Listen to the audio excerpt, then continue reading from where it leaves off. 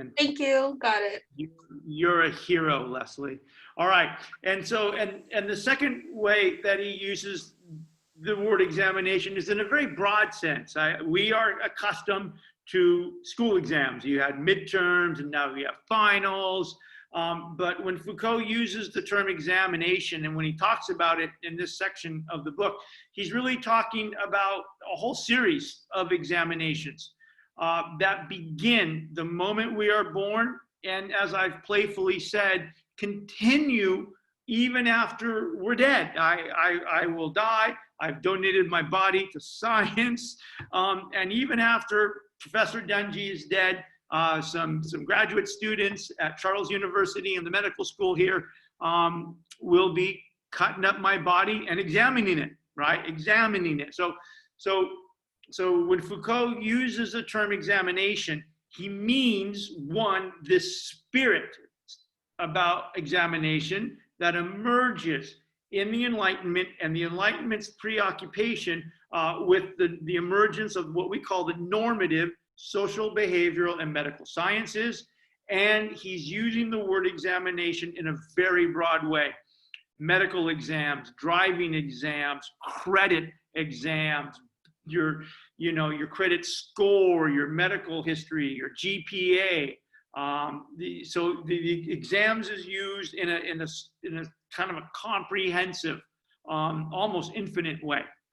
All right, so keep that in mind.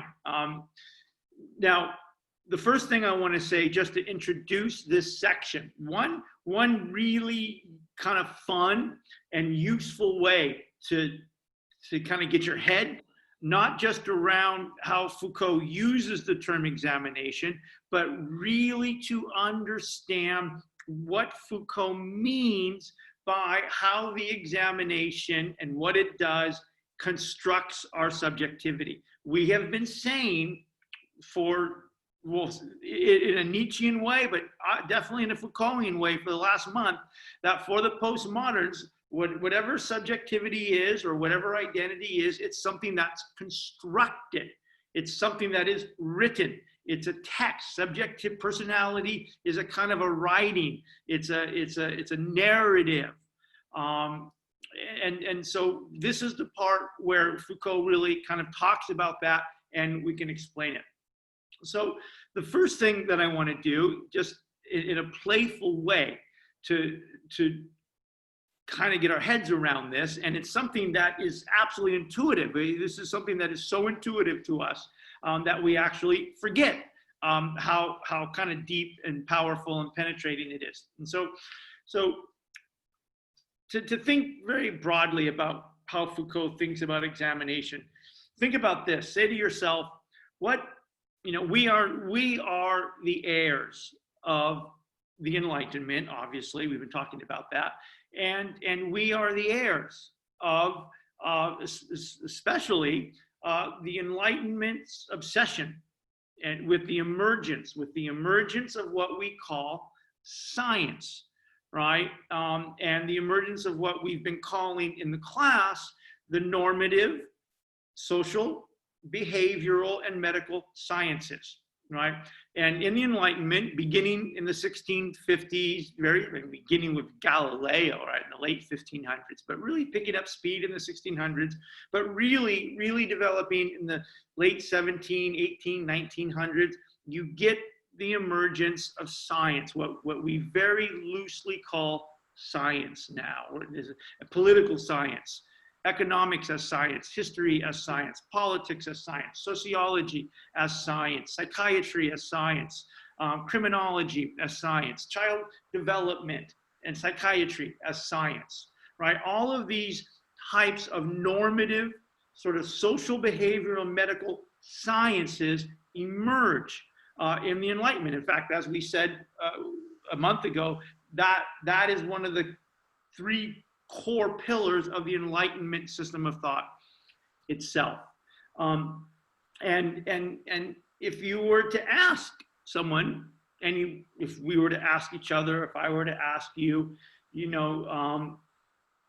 and by the way, you should have an answer to this because you're political scientists and you're about to graduate, so you should have an answer to this. But if I were to ask sincere, well-intentioned, political scientists, or if I were to ask psychiatrists or sociologists or medical scientists, if I were to ask you political scientists, if you had to define in a sentence or two, what is the spirit of science, right? What is the spirit of science? What's its kind of esprit de corps, right? What's its animating idea? What is the animating idea of the normative social, behavioral, and medical sciences as they emerge in the Enlightenment? If you really had to boil it down to one or two sentences, what's the animating idea? And the animating idea is so simple, man. It's so obvious to us, right? And it's so intuitive, but the animating idea is this, right? And all the various elements of the Enlightenment sciences, right, are kind of committed to one idea. And I'm, just being very general here. And that idea is this belief, this honest and sincere belief, by the way, right? This honest and sincere belief that everything, right, and everyone, everything and everyone can and should be examined, right? That's if you had to kind of condense the esprit de corps, the animating idea of Enlightenment science into just one or two, just have fun. Say you're having a chat at a bar, right? And you had to kind of just boil it down to one or two pithy sentences, punchy sentences, but that would still be accurate. The animating idea of Enlightenment sciences and its various modalities is this: the belief, the sincere, serious belief and commitment to this idea that everything and everyone everything and everyone can be examined, right? It can be examined from a scientific perspective. And not just that everything and everyone can, but we should, right? We should. Everything should be examined. Everybody should be examined, right? And we do that so we can do what? So we can figure out what things are and what people are. We can figure out how they work, right? And therefore, if they're broken, we can fix them, right? So the core, the esprit de corps of the Enlightenment normative social and behavioral sciences is this idea: everything and everyone can and should be examined. And this is a good thing, so the story goes, because in examining everything, right, we're going to acquire data. We're going to acquire data, we're going to acquire knowledge, and we're going to take that data and we're going to take that knowledge, one, to understand how things work, if they're physical things, right? Or if they're people, we're going to learn how to make them healthy. And if they're broken, how to fix them, right? Hence, political science, as a discipline, examines political phenomena from the point of view of the scientific perspective.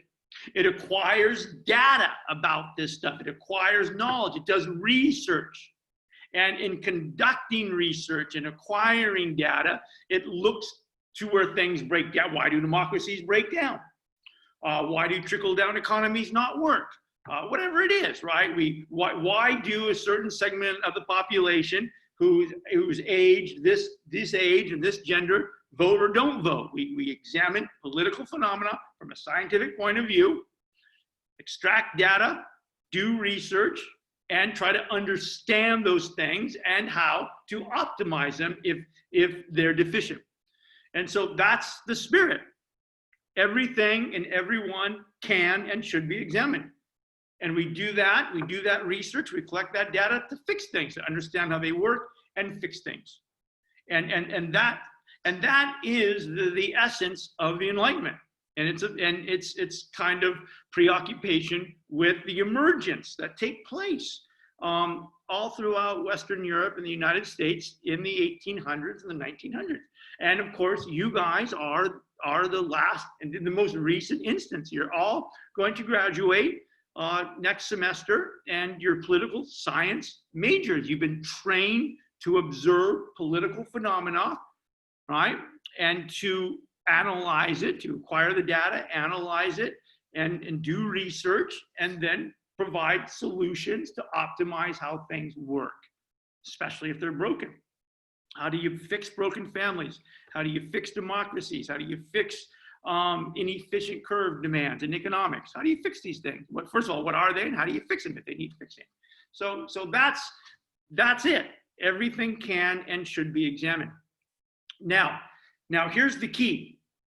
If you really want to understand what Foucault means when he says that subjectivity is constructed, that subjectivity is fabricated, here's the key. Here's the move.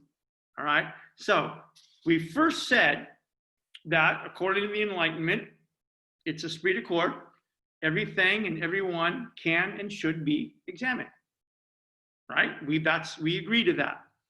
All right. Now here it is. From a postmodern point of view, from a Foucaultian point of view, that is very suspicious about the existence of an objectively true what? Identity, or very suspicious about the existence of an objectively true subjectivity. Here's how the argument goes, right? Individuals, you and I, babies, sick people, children, people who want to drive, doesn't matter. In the Enlightenment, individuals become the objects of examination, right? You and I, individuals, right? As we said, from the point of view of the emergence of the normative social, behavioral, and medical sciences, right? The guiding energy of those things is everything and everyone should be what? Examined, right? And so, from a postmodern point of view, right, individuals become the objects of examination. Now, again, this begins, in fact, I have rather stupidly said that this begins at birth. In fact, it doesn't. It begins before birth. While you're still in the womb, the doctors are taking blood tests. They're doing ultrasounds. They're doing amino acid analysis to make sure everything is correct, right? You're being examined even while you are in the womb. You don't have a name. You don't even have and in fact, the writing, I'll say more about this later, the writing about you that Foucault will say ultimately becomes your subjectivity, that documentation, that writing begins even before you're born. Okay, so the moment of this last technology or strategy of examination is really critical to postmodernism and Foucault, because it's really the critical strategy that is involved in the construction of the fabrication or the writing of one's subjectivity. And again, this is the argument. Individuals become objects of examination, right? Examination when you're in the womb, the exams when you're born, the exams as you're developing, the exams when in preschool, it goes on and on. Ends, you're even dead. And again, like I said playfully, you're still examining. Why did Nick Dungy die? He's dead. And they're still examining Nick Dungy to learn why he died. So they can help other people not live an unhealthy life like Nick Dungy and fix things. All right. So individuals become the objects. Individuals are objects of examination. And here's the key. Once you and I become the object of an examination, the writing, this is when the writing, Foucault will use the word writing and documentation. This is when the writing and the documentation of what will become your subjectivity, your identity, your subjectivity is created. So here's the move. Individuals become the objects of examination. And once you and I become the object of examination, the process of the writing of our subjectivity, the narrative of our subjectivity, the making of our subjectivity, the fabricating of our subjectivity. That is when the process begins, right? That is when a kind of naming, a kind of defining, a kind of diagnosing, a kind of descriptability, Foucault calls it describability, that ultimately becomes who we are, begins.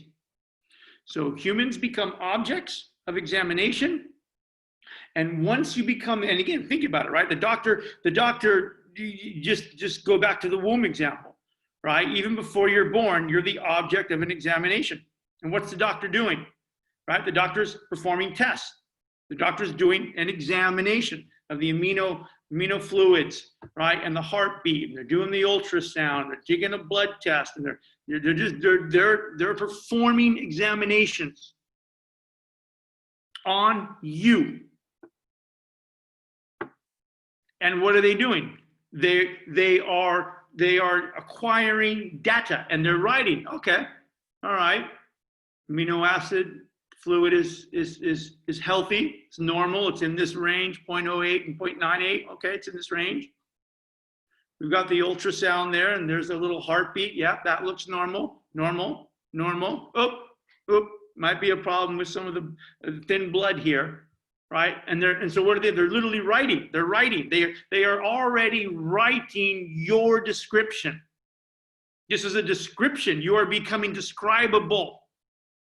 They're writing a description about you that will ultimately, as he will say at the end of this lecture, it becomes a case. Everyone becomes a case, or everyone is fabricated into a subjectivity. So that's the argument.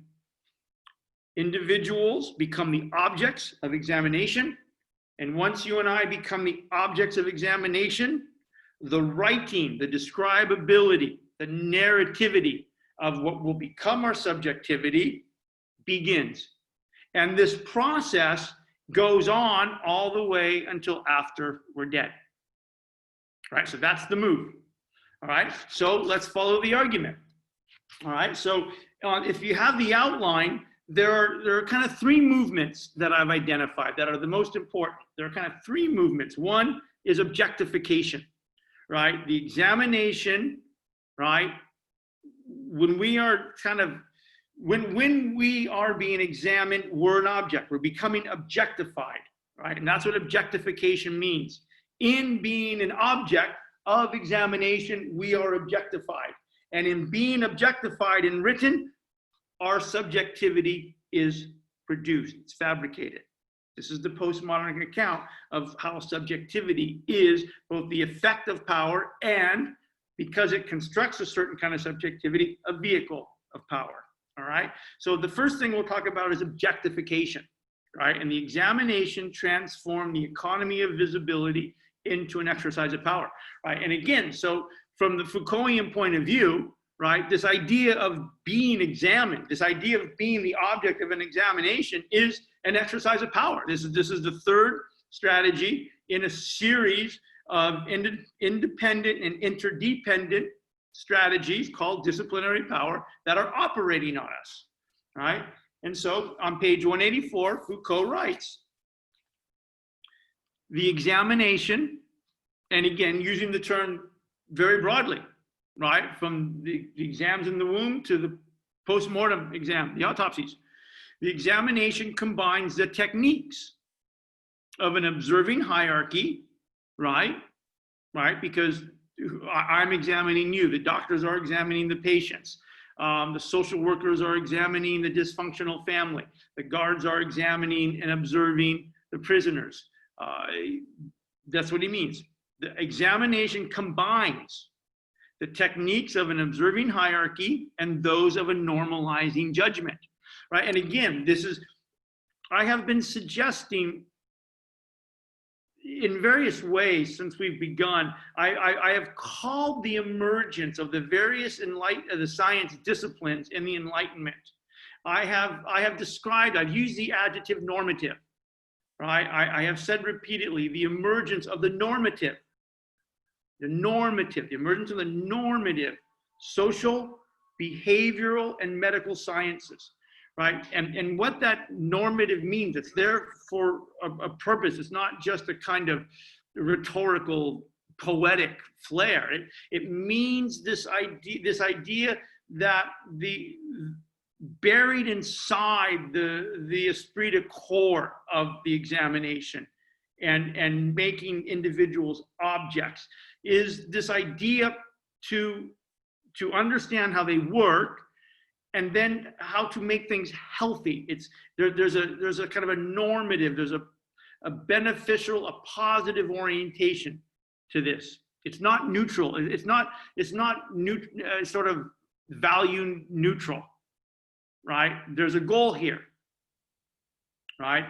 The goal of social work is to understand family dynamics, understand why and how they break down, they become suboptimal, they become broken, right? And then to try to fix or make better. And that's what kind of Foucault is talking about by the sort of the normalizing judgment.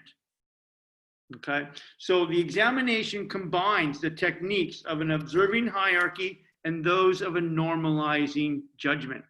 It is a normalizing gaze, a surveillance, right? And so the examination is also a type of surveillance, right? The doctor is surveying the baby in the womb. The doctor is surveying the baby that's been born. The psychiatrist is surveying the child that's in his or her office and surveying its proper mental and behavioral development, right? So a kind of surveillance. The examination is a kind of surveillance that does what?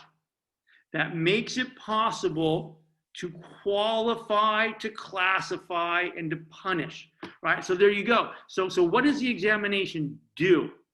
Right? It's examining you and I. You and I are the objects of exams by these scientists, right?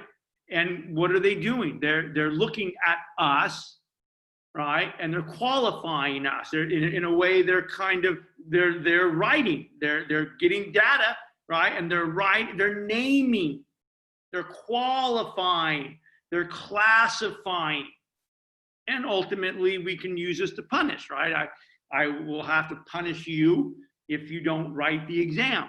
Okay, so there's clearly a punishment, but in a weird way, even if we take the midterm or the final exam for a while, right? In the normative social and behavioral sciences, like in our political science class, right?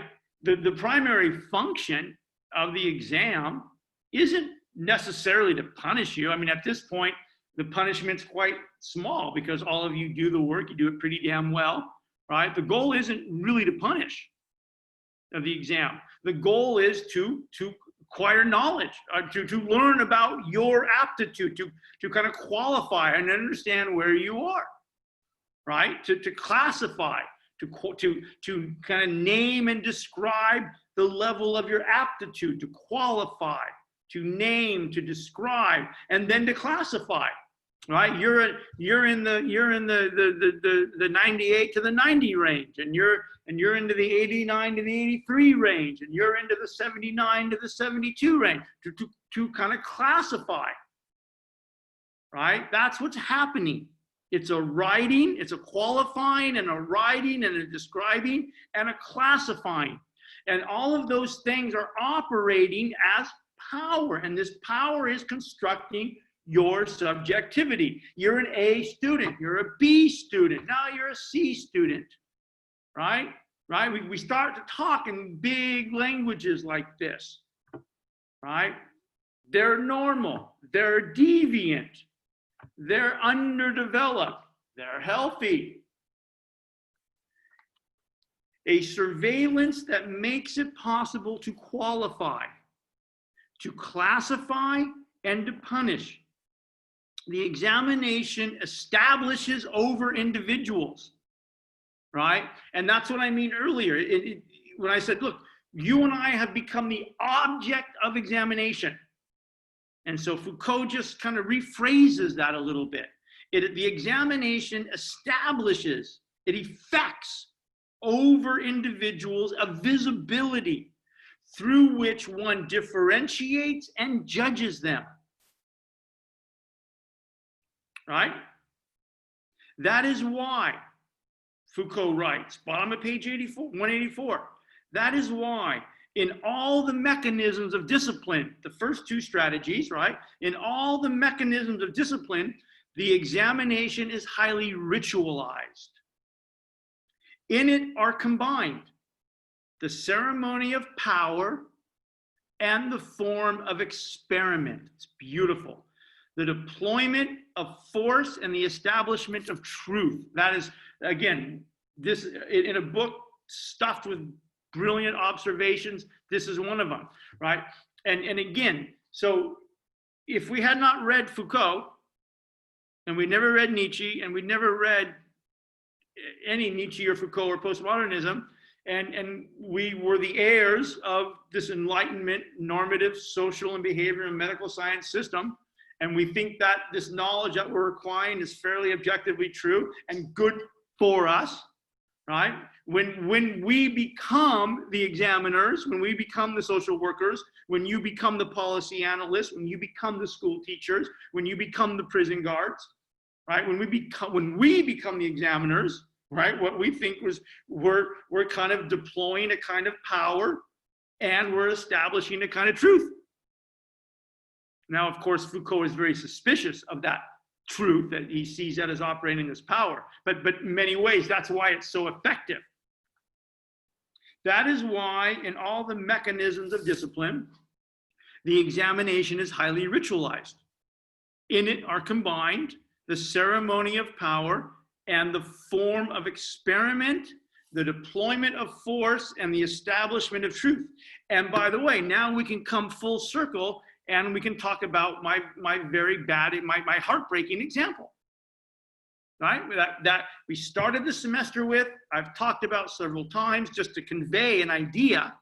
And now here it is. I'm still waiting to hear from 8 people who took the LSAT last year.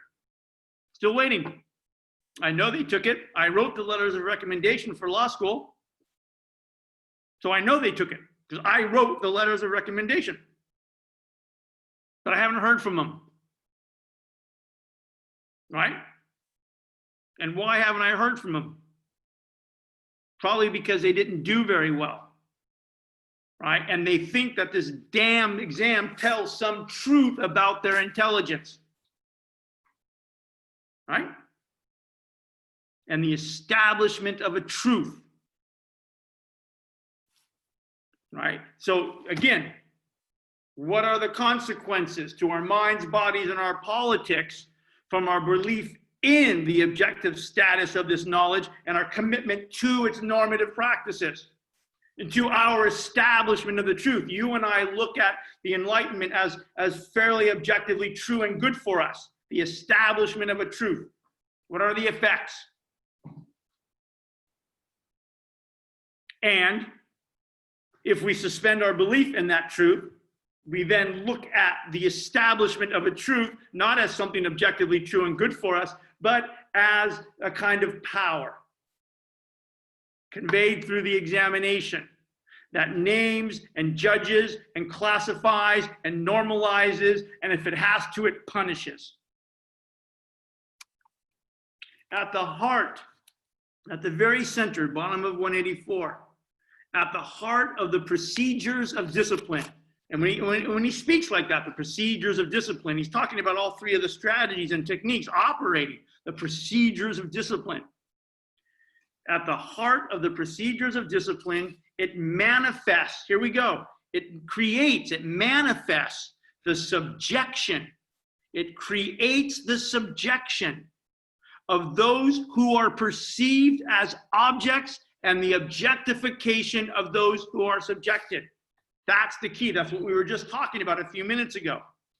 In treating individuals as objects of examination, right? And a kind of a disciplinary power examination, right? It takes hold of those individuals. And it takes hold of those individuals because in the process of you and I becoming the objects of examination, we are surveyed, we are observed, we are examined, and things are learned about us, so the story goes, or we are described in certain ways. Right? This one's healthy. This one's not healthy. This one goes to neonatal. I'm just making this shit up just to make examples. Right? It holds us in a kind of objectification. And in that process, that the writing, the documentation of our subjectivity begins. And it's carried on forever. And that's what this means. At the heart of the procedures of discipline, it manifests, disciplinary power, it manifests the subjection of those who are perceived as objects. Right? And when he uses the word subjection, he means it in a kind of an arrest. Right? You don't have a name. You're in the womb. You don't have a name. You don't have meaning. You're just there. And now you're going to be examined. You're going to be named. You're going to be classified. You're going to be judged. You're going to be qualified in some way. Right? You are subject. You are subject to the examination. It's a form of subjection. It's a form of a kind of a weird form of coercion. You're arrested in this way. It manifests the subjection of those who are perceived as objects and reciprocally the objectification of those who are subjected.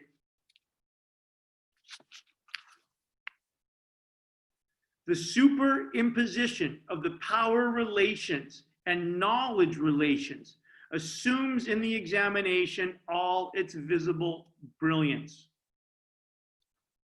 All right.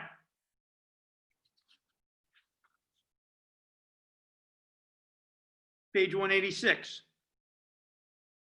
And just a small example, right in the middle of the page, first proper paragraph. In the paragraph above, he's talking about hospitals, how this operates in hospitals. I've been talking about hospitals. And then he turns to schools. He says, similarly, right in the middle of the page, 186, similarly, the school became a sort of apparatus. There's that word again, a machine, an institution, an apparatus. The school became a sort of apparatus of uninterrupted examination that duplicated along its entire length the operation of teaching. Teaching is a kind of constant, uninterrupted examination. And subjection. I'm taking hold of you. Right? And when Foucault says it's taking hold of you, it's establishing over you this ritual of truth. Right? I'm taking in examining you, I'm taking a kind of a hold over you because I'm naming, I'm classifying, I'm judging, and I'm writing who you are. This student did just this kind of work. Here are the student's problems. Have a problem with grammar. Has a problem with sentence structure. Can't convey complex ideas. I'm naming, I'm classifying, I'm judging, I'm writing you. Literally, it's a kind of subjection. And then I'm turning around and I'm writing that in letters to law schools and to grad schools and to business schools. You've been turned into a writing, both in your own subjection and then in the describability about you that becomes public. The school became a sort of apparatus of uninterrupted examination that duplicated along its entire length, preschool, university, exams to get promoted, that duplicated along its entire length, 50, 60, 70 years, duplicated along its entire length, the operation of teaching. All right. Now let's turn to the second idea on the outline, this documentation. Documentation. No, let's stay with visibility. Stay with visibility. A few more sentences about visibility, how the exam makes you visible in this way. Middle of page 187. Right in the middle. The examination transformed the economy of visibility into an exercise of power. Okay, we know that already. Now, okay, some of you have sent me emails asking about this question. How does disciplinary power reverse the flow of visibility? What's going on with that, right? And there are many ways to respond to it that are all kind of interrelated. First of all, beginning with the Enlightenment, common people become visible for the first time in human history, right? And even before we talked about these strategies of disciplinary power, we were talking about this motif with respect to Damien, right? The only reason we know anything about Damien is he was stupid enough to try to kill the King of France, right? Otherwise, there's nothing written about him. Nobody knows about him. No one gave a damn. The vast majority of human beings prior to the Enlightenment live in the shade of power, Foucault says. They were invisible for the most part. And what was visible prior to the Enlightenment were the aristocrats, were the kind of wealth, the abundance of wealth, the spectacular nature of wealth, of power. You saw power, you saw the castle, you saw the aristocrats, you saw the care, you saw all that. That's what was visible. And 98% of the rest of humanity were invisible. They were peasants.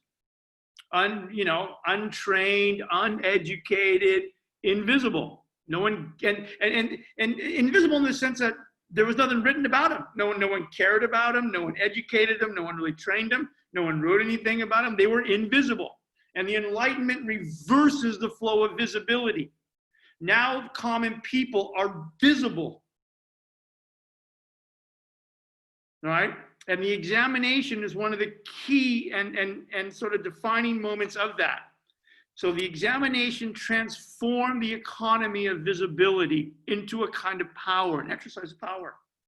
Right? And Foucault writes, traditionally, right? Traditionally, he says, power was what was seen.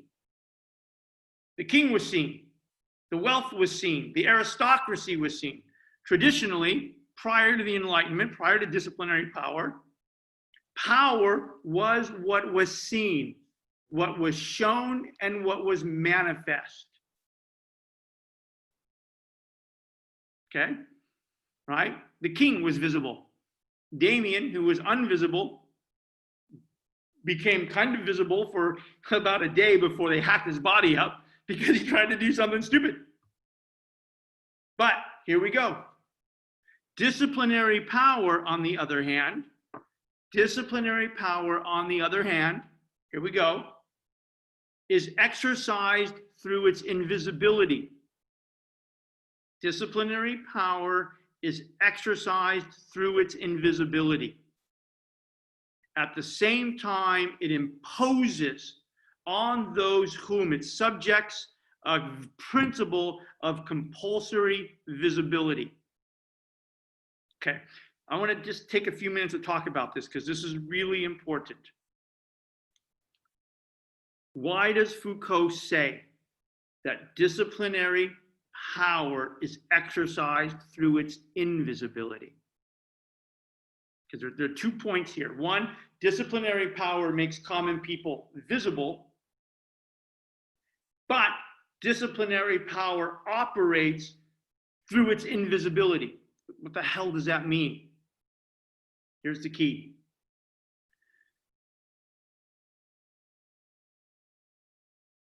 if we had never read Nietzsche, if we had never read Foucault, or knew anything about postmodernism,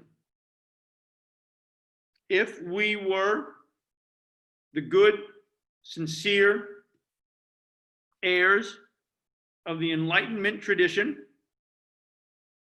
right, we would say to ourselves that the knowledge we're studying, political science, is fairly objectively accurate, and it's good for us. And we'd believe that, right? And therefore, we would have some very, I'm going to use this even in a very loose sense, not even in a strong Platonic or Kantian sense, just in a very loose sense. We would have some sense of the truth, right? That what we're doing is engaged in a project of truth.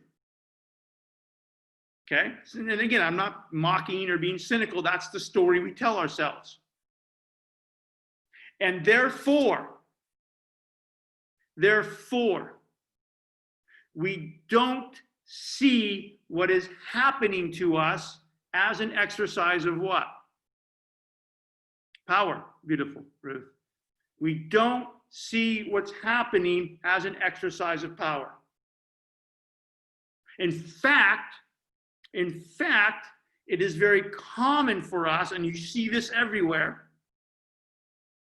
In fact, because we are the heirs of an Enlightenment science that we believe is objectively true and good for us, we make a distinction between truth and what? Power. We make a distinction between truth and power, right? Often when people are protesting, they're protesting and they're marching, and what are they saying? They speak truth to power. They speak truth to power. Make a distinction between truth and power. And it is because we believe, we have been constructed to think that the Enlightenment knowledge is objectively true and good for us. We don't see the construction as power.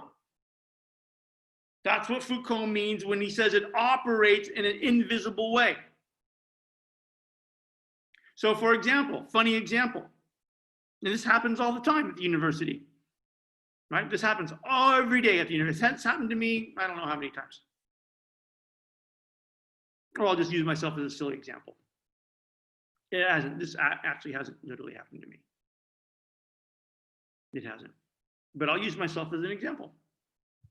If I walk in the classroom, if I open up the Zoom one day, start lecture, all right, and all of a sudden I go on some ideological rant about my right-wing QAnon conspiracy theories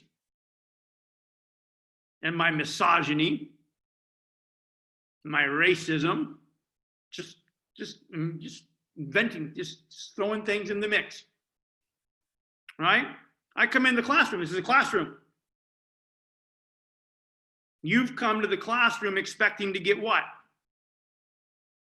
Knowledge.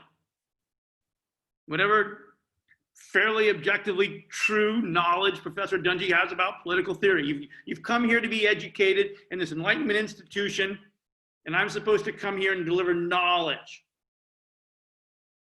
That's true. And as long as I do that, we're good. We're good, right? For the most part. But the minute I walk into the Zoom, I turn the Zoom on, or I walk into the classroom, and I start just talking about my ideological interests or personal points of view, my QAnon conspiracy shit, and my misogyny, right? Then I'm no longer conveying knowledge that's kind of true. I'm just talking about my crazy personal opinions. I'm using the classroom, right? You're all a captured audience, a captive audience. I'm using my position as a university professor. I'm using you as a captured audience, right, to rant about my private and personal views. And in doing that, I'm no longer educating, I'm exercising a kind of what? Power. Right? Dungy's abusing his power. He's abusing his position. So even in the classroom, we make this distinction between truth and power. And it's because we make this distinction between truth and power that disciplinary power is invisible. We don't see it. We don't call what's happening here a kind of power.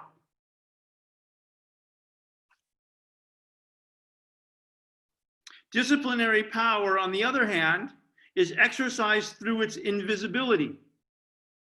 You don't see me under normal circumstances. If we had never read Nietzsche, we'd never read Foucault, right? Under normal circumstances, you would never describe me in the classroom as someone who's just exercising what?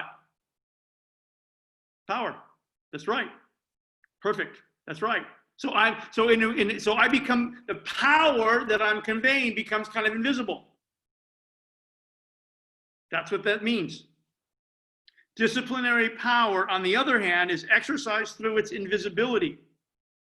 At the same time that it imposes on those whom it subjects, the students, a principle of compulsory visibility through the examination. Their visibility, your visibility, through the examination assures the hold of the power that is exercised over you. And it works so damn well because you don't see it as power.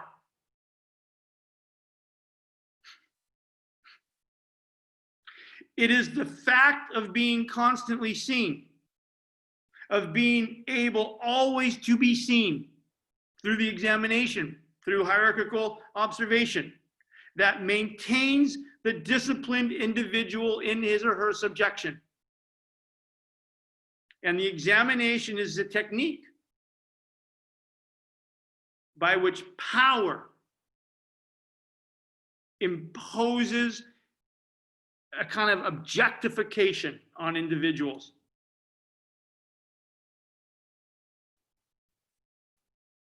The examination is, as it were, the ceremony of this objectification. Right? Because now you're a number. Now you're a B, you're an A, you're a C. It's a ceremony of objectification. All right, 189. Now we can move to some more of the fun part. Documentation. The examination introduces, Foucault writes, opens up. Sometimes I'll say opens up, opens. The examination introduces individuality into the field of documentation. And this is fabulous, right? So, second paragraph, 189, point 2. The examination also introduces individuality into the field of documentation. Right? This is beautiful. And this is what I was talking about earlier. The examination, right? What is it? So you and I are objects of examination by the doctor, by the teacher, by the social worker, right? And what is the doctor or the teacher or the social worker doing when you and I are objects of examination? They're documenting, they're writing, they're naming, they're documenting, they're classifying. That's what Foucault means when he says the examination introduces or opens individuality, class subjectivity, into a field of documentation.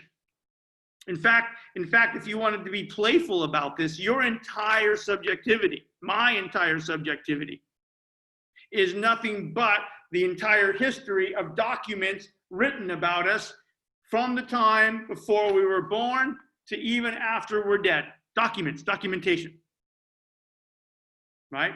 And documentation is just a kind of a generalized term for description. What has been documented about, what has been written about you, about your health, about your mental stability, about your intelligence, about your gender, about your deviancy, about your tendency to alcoholism, about your delinquency, about your ADHD. What has been documented about you? And by the way, everything's been done. In fact, you are your documents. That's the point. When Foucault argues that subjectivity is constructed, what's it constructed out of? Hundreds and hundreds and hundreds and hundreds of documents written about you and compiled over a lifetime. The examination also introduces it, it opens, it makes individuality into the field of documentation. 2 lines down.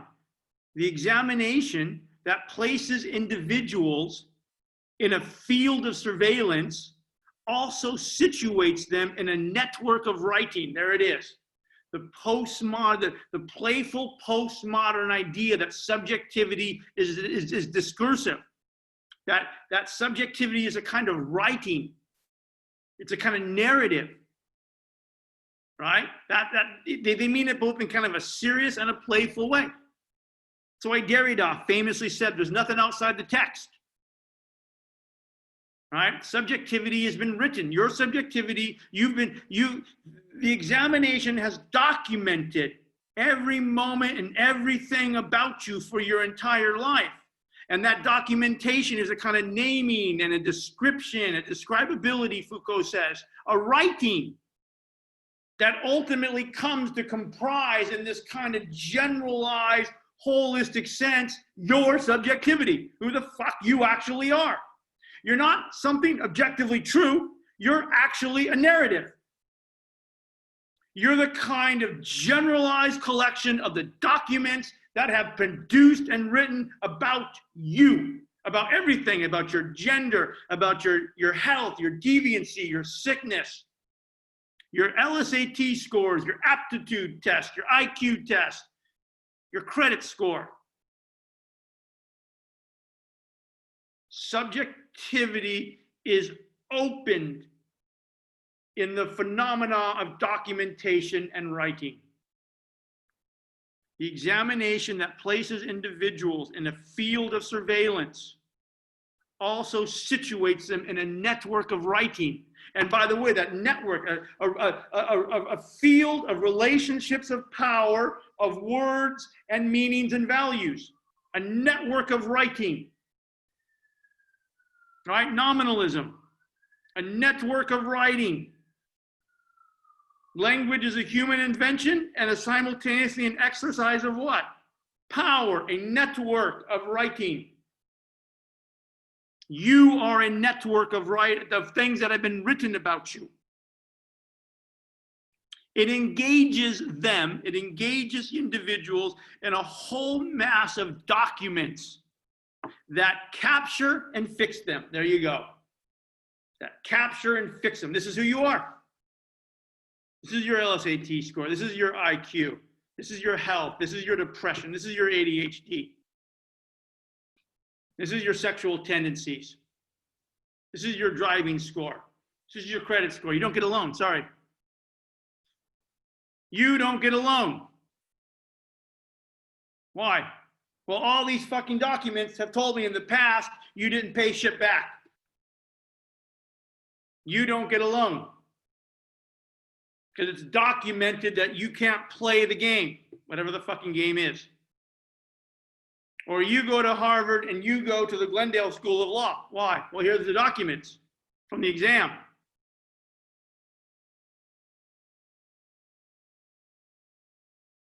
Subjectivity is constructed, and it's panoptic.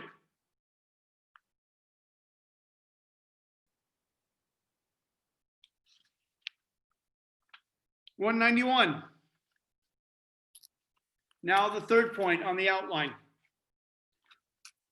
The documentation, right? And then this is just so funny. It's funny. It's beautiful. It's funny and beautiful and mind-shattering. All these documents make you a case. Well, you could, or subject. You and I are the culmination of the documents. We're a case. We're just a case. We're the file. What's Nick Dungy's case? What's Nick Dungy's file? All these documents. And so on page 191, right in the middle of the page, number 3 there, Foucault writes, the examination, surrounded by all its documentary techniques, right, makes each individual a case. That's your subjectivity. Here's your file. A case which at one and the same time constitutes an object for a branch of knowledge, right? We've been studying you and we're learning this about you, and a hold for a branch of power. And this is how power keeps a hold of you. 2 lines down. It is the individual as he may be described. It is the individual as he may be described, judged, measured, compared with others in his very individuality. And it is also the individual who has to be trained or corrected, classified, normalized, excluded, etc.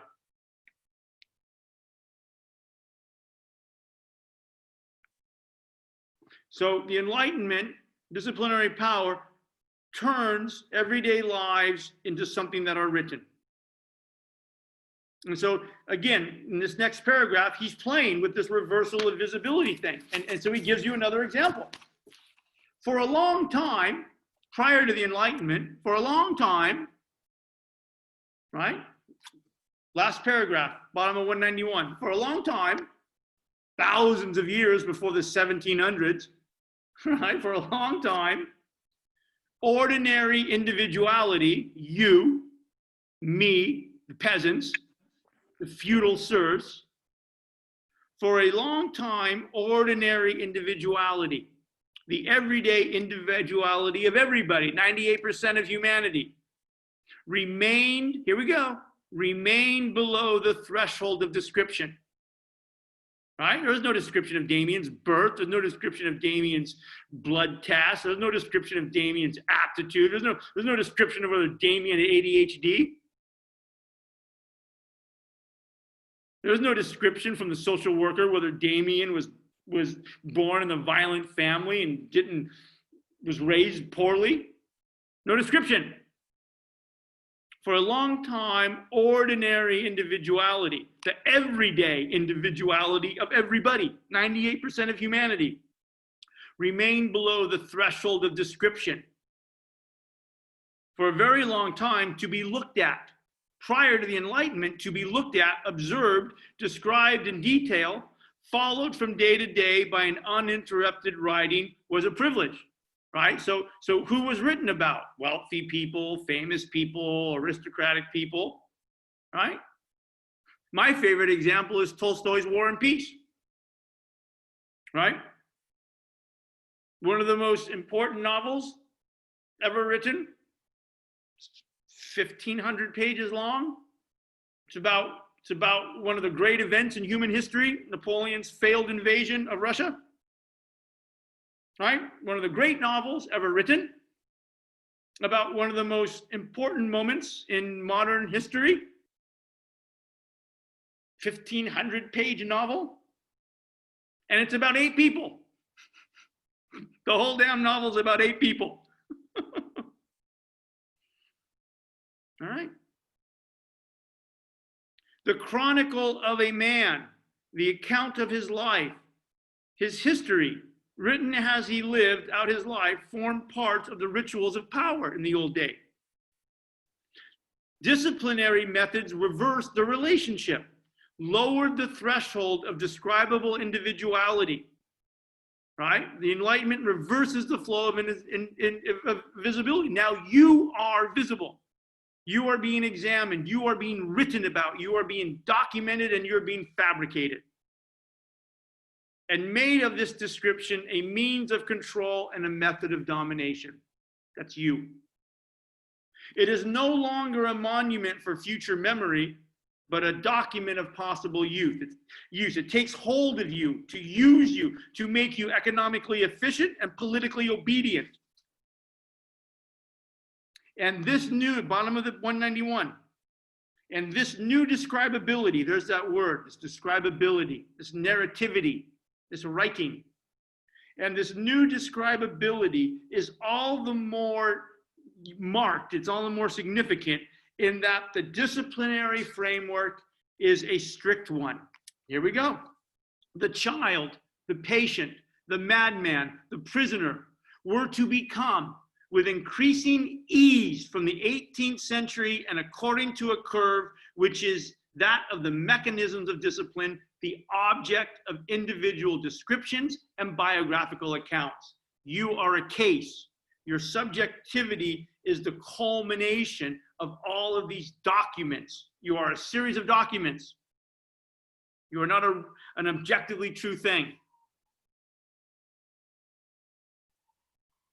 The turning of real lives into writing.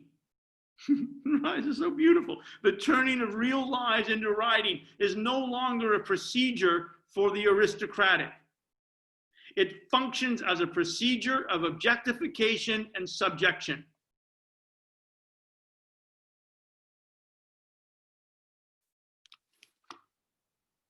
All right, 194. Last paragraph. Here we go. The individual is no doubt the fictitious atom, the creation, a fictitious kind of thing. The individual is no doubt a fictitious thing of a kind of ideological representation of society. It's a function of the Enlightenment discourse. But he is also a reality fabricated by this specific technology of power that I call discipline. Therefore, we must cease, Foucault writes, once and for all, to describe the effects of power in negative terms only. It excludes, it represses, it censors, it abstracts. In fact, power produces. Power is both negative and positive, coercive and productive. In fact, power produces. It produces reality. It produces subjects. It produces reality. It produces domains of objects and rituals of truth. The individual and the knowledge that may be gained of him belong to this production and these effects of power.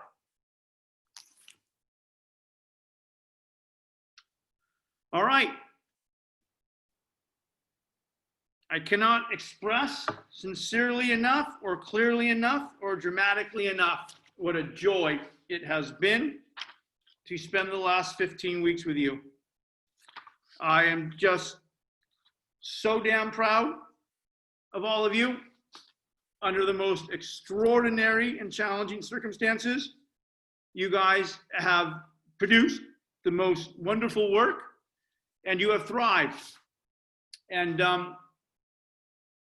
I'm just so damn proud of you for all of it. And it has been an honor. Thank you, Dungey. You're the best. to undertake this experiment with you. And I'll never forget you for this.